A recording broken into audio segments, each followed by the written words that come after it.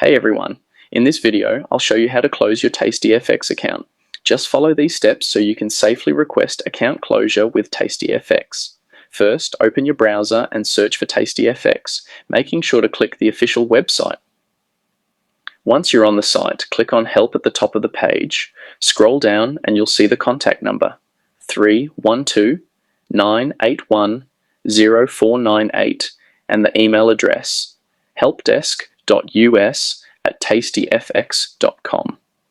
Their support is available 24 hours a day, from 3 a.m. Saturday to 5 p.m. Friday, EST. Please note, you cannot close your account directly from your dashboard.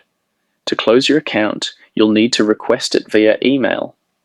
Before sending the request, make sure you have no open positions and that you have withdrawn all remaining funds from your account. Then, send an email from the registered email address on your account to helpdesk.us@tastyfx.com, stating that you want to close your account. Once they receive your request, their team will guide you through the process, and your account will be deleted. And that's it. Following these steps ensures your TastyFX account can be safely closed.